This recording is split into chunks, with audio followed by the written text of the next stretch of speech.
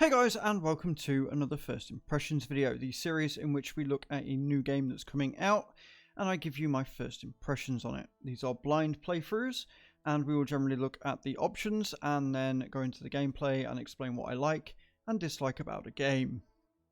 Today we're going to be looking at Jars, which is a tower defense game. This comes out on the 20th of October, so 2 days from now of recording this video. It's got a really interesting art style as well as a bit of a story going to it as well. We'll have a look at the options, which there aren't really that many to speak of. It is a 2D game, basically a point and click, which is very simple to pick up and play. So you got full screen, your VSync on or off, your resolution, language, sound, controls, accessibility options. Now this is really nice. It's got some really nice color options here for maybe some colorblind people like myself, although I've been playing games that long where they didn't have accessibility options. I just keep them on default.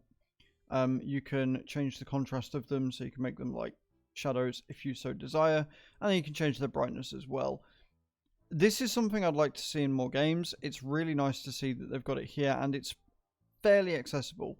Instead of having predetermined colors, you've actually got, you can make it your own setting. You've got bars, sliders that mean that you can actually make it the best for you, and I am a big fan of that. But that's the options. Let's jump into the game and see what this is all about, shall we?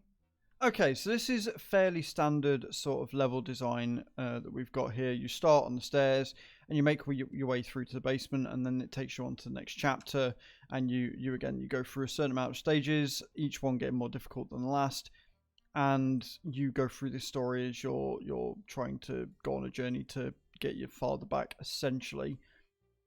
It's really quaint, and like I say, I love this sort of storyboard art style that they've gone with here. It looks really, really good. It reminds me of a few children's books I used to read back in the day.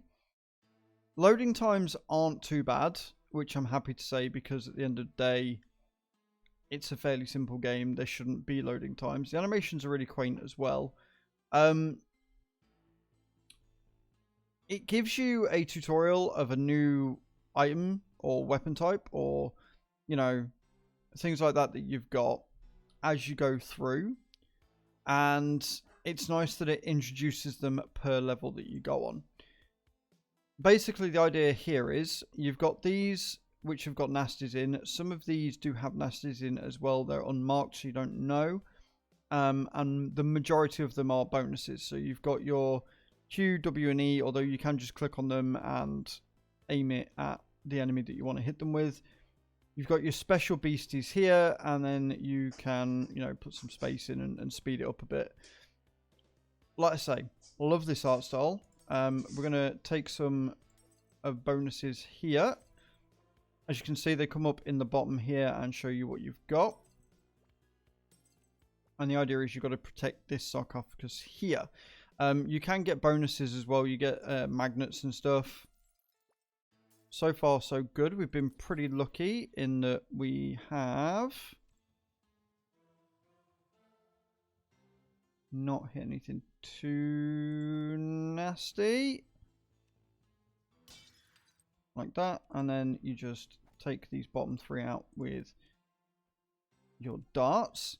I try and save these where I can. The hedgehog's really strong, actually. The hedgehog's properly strong if you can get one, which is kind of nice.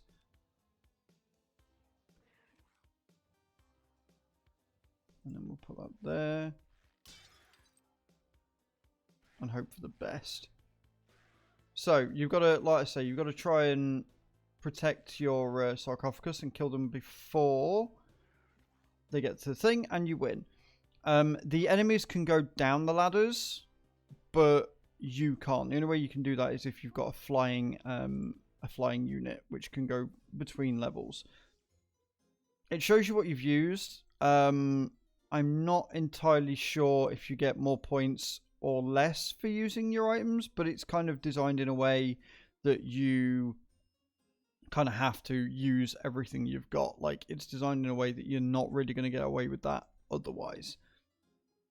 It's also got an encyclopedia which gives you a more detailed look at what each of the enemy types and units are.